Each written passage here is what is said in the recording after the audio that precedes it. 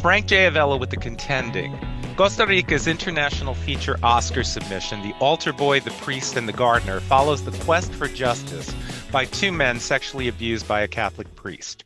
One of the survivors, Anthony Venegas Abarca, is here with me to discuss the documentary. Welcome, Anthony. Hello, Frank. It's a pleasure to be here with you. Likewise, it's a really, really powerful film. Yes, it is. It is a film that actually changed my life forever, like for good. It was like a tool of healing for me. Hmm. Well, that's good to hear. I need to say that as the author of Vatican Falls, which is a play about Catholic sex abuse survivors, I appreciated this film on a whole other level, and I appreciate your bravery in telling your story. Well, that's a very kind words. Actually, this film shows like a very important part of my life when life challenged me to to do unimaginary things that I never thought I have to live. And for me, it's pretty important, like that in this moment, like I have the opportunity to show that part of my life to those who need this message, because it's a pretty hard film, but it's a film that has a message of healing and justice. Yeah, which we need right now. Well, tell me about how you first became involved with Juan Manuel Fernandez and the project. Well, for me, it was pretty important, like to Juan Manuel come into my life, because at that moment I have like some month to be fighting publicly here against this priest and against the Catholic Church in Costa Rica, because I decided to denounce this priest in the news here in Costa Rica. It was a pretty tough topic to put here in this society, because we live in Central America, right? And the culture is pretty misogynistic and pretty religious. So I was fighting for for the people to trust that I what I was denounced was the truth, right? And Juan Manuel came to my life, and for me, he's a visionary. Um, he wanted to document this journey, because for him it was pretty important what I was doing at that moment, like putting in the table a pretty difficult topic. We were talking about child sexual abuse in the Catholic Church. So that's something that was pretty new in this country. And he decided to came to my life and to film this part. For me, he's a visionary, because we were unaware that what was coming would be like something that pretty important for the society and for a lot of survivors of sexual abuse. I want to ask you, um, before you met Juan, uh, coming forward, was that, I mean, because that couldn't have been an easy decision to make. What what was it? Did something happen in your life that made you say, I need to speak out? Well, the thing is that um, the consequence of being abused are things that affect you directly, affect your life directly. And at that time, I was just tired. I was just tired to be surviving. I survived to suicide attempts, to oh my God, depression, like all of these dark things that were in my mind. And I was like tired of that. I wanted to feel peace in my life, and I knew that I have to confront this some at some point of my life, and I was preparing having a psychological therapy for a lot of years. And I remember that a good friend of mine, one of my best friends, told me that she she read on some social network that this priest was working with kids on the rural part of Costa Rica. So I was like, I cannot deal with this anymore. I have to do something. But the thing is that the prescription of these crimes, well, was not working for me at that moment. Costa Rican law told at that moment that you have 10 years after to turn 18 years old, like to be able to denounce. After that, you cannot do that. And at that moment, it was prescribed, right? So I decided to denounce publicly, just to to try to do something against this. Well, This piece was protected by the Catholic Church for almost 17 years because I was the one who told them when I was a minor that this priest was an abuser, and they did nothing. They protect him. So that's why my fight was against this priest and also the Catholic Church for Costa Rica for the uncoverment of this. well, it's infuriating that the leaders of the church continue to lie and try to make the abused somehow feel guilty. And what's worse, the public doesn't seem to care as much as they should, at least not here in the United States and certainly not in Italy. Do you feel things are changing in other countries? Well, I hope that actually we have to talk about changes on the legislation of these crimes, and I see that a lot of news that are people trying to fight against this and try to provide tools to the people that survive to these crimes, right? And somehow, well, I cannot say that everything is perfect. Again, everything is positive on this topic here and this fight. But I mean, like to have the opportunity to show this movie and like my country choose this movie to be in the pre-selection of the Oscar is something that told me that the people need to see this. Like that there's the time to do something. And I hope that. Oh, my intentions has been always to help people as this movie shows my journey of healing and justice, and I want to inspire people and somehow for me this is a tool for the people to see this and to have like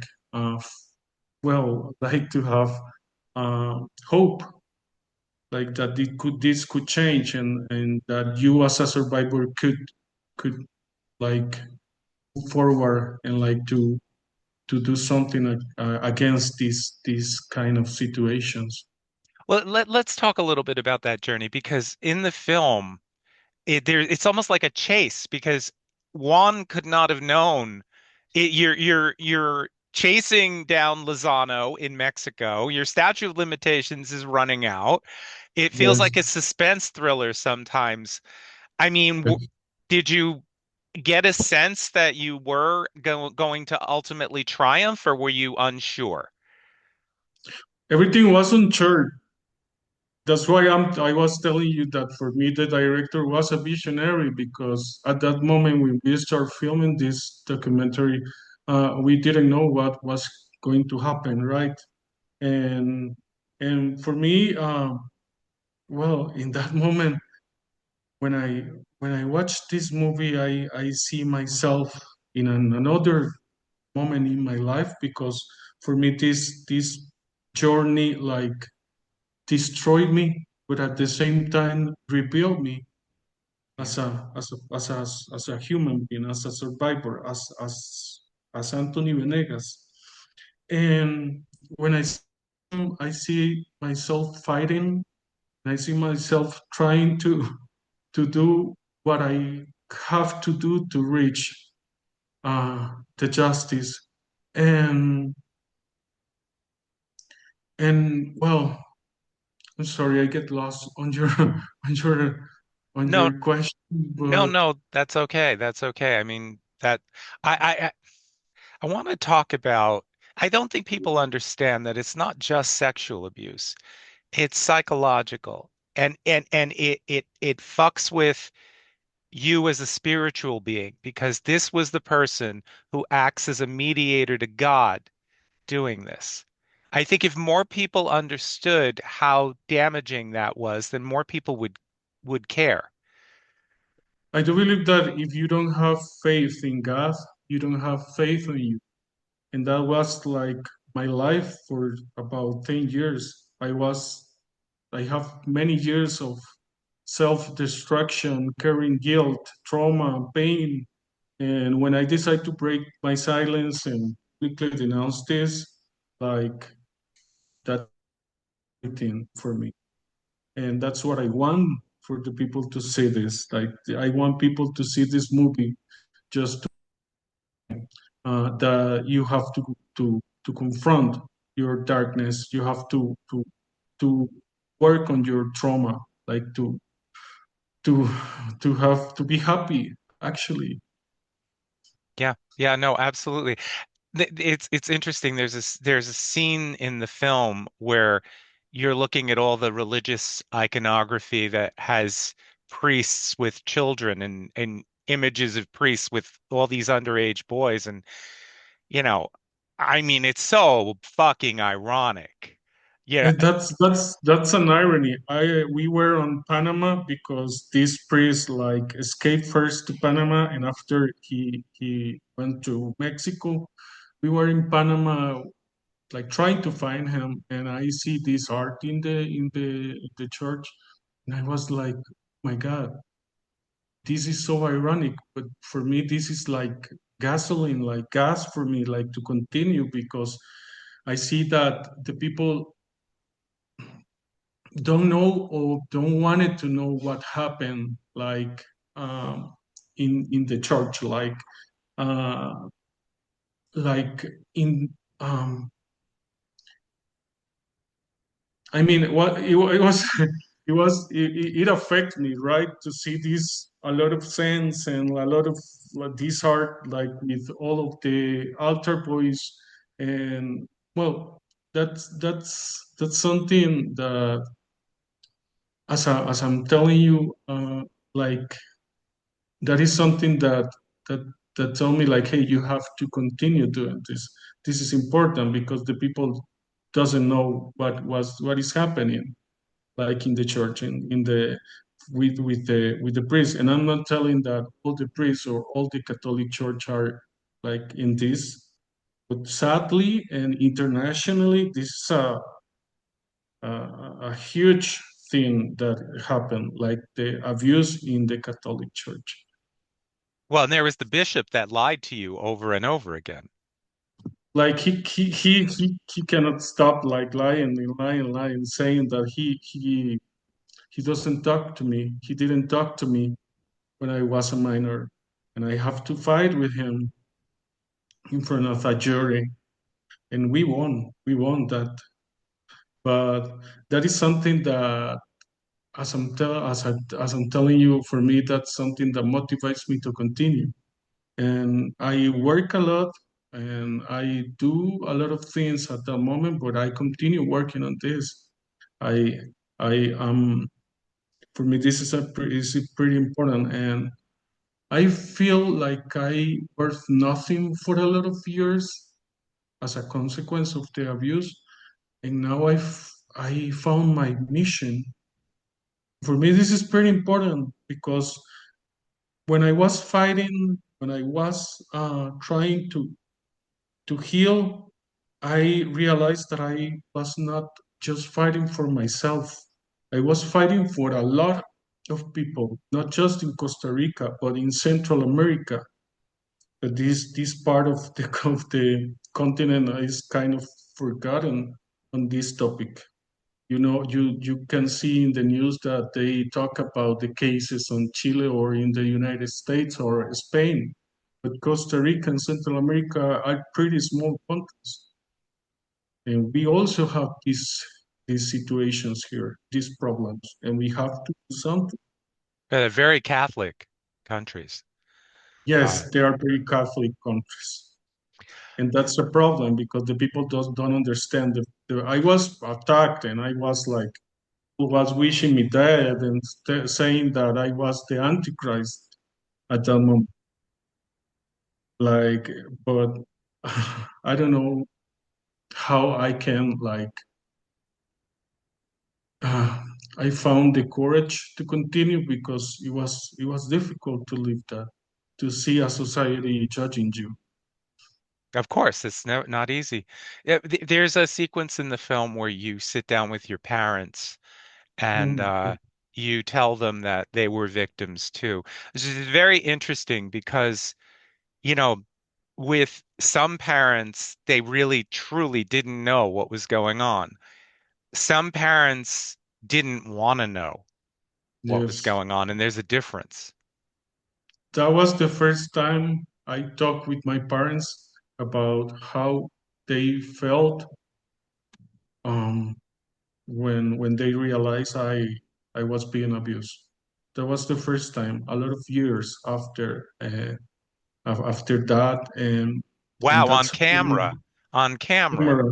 camera camera and that's the magic of this documentary because I remember that Juan Manuel just um, put the camera like ready to film, and they they feel like the opportunity to talk, and they start like saying all of that. And well, that was also a chance for me to tell them that I'm so sorry. This is so emotional for me because it's something that um, it was a chance for me to get in peace with him, with them, and to tell them that they are not guilty because they feel that guilt for a lot of years, and they are great people. They are beautiful people, and they doesn't deserve like to continue feeling that. And at that moment, I was fighting, but not fighting just for me, but for them also, for my whole family. It's pretty important because I do believe that an abuser, a pederast, just don't abuse the kid or the children, but also their families, because there are a lot of pain and there is a lot of consequence after that. Oh, and very often they take advantage of the family's beliefs and their generosity, of course. Yes, yes. And I came from a pretty humble family. So we have some difficulties at that moment, and these priests like take advantage of that to manipulate them, like to to make them feel like I was in a safe space with him, Yeah. and I wasn't. So, Antonio, this isn't a project that has hundreds of thousands of dollars to spend on an Oscar campaign. I Uh, know. has it been difficult drawing attention to the film, and can you speak a little bit about how that's all been? Well, yes, actually, this is a pretty independent film that doesn't have this a lot of budget that maybe another projects could have. And well, it is, how can I tell you this? This is not has has been not difficult because we are working so hard for this. Maybe we don't have the budget to do this huge PR strategy, but we are working with so much love on this and for the right reasons, that is helping people, that is like showing this story because this is something that is to be seen, and for me that's pretty important. So yes, I didn't know about anything of this process of the Oscars and things like that, and I'm learning a lot.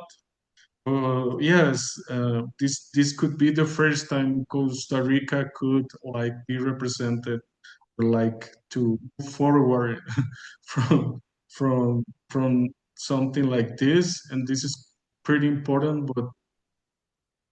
But I know I'm not lost. My hope on this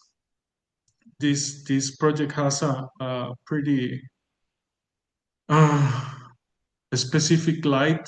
I do believe that maybe if it's not in the Oscars, maybe on another platform that we can show this, because I you you you watch this movie and you know that this movie has a pretty good message.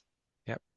So yes, it's been difficult somehow. It's been difficult, but we are working for that. We are working for reach the opportunity for this film to be seen Good. because And the good uh, news is you're eligible not just in the international feature category, because that's really crowded this year, but yes, you're also eligible in the documentary feature category, which is really, really important. it's very important. When Palma told me that we are also around for the documentary feature, I was like pretty happy. Another chance to to move forward on this, but I mean, dreaming doesn't cost anything, right? That's right. Or everything. So I'm just keep dreaming. Well, you As you do that and you continue the fight, Antonio. I really appreciate you taking the time out to speak with us today, and I really appreciate this film. thank you so much. Coming from you, I do really appreciate that comment and thanks for this space. Thank you, Antonio.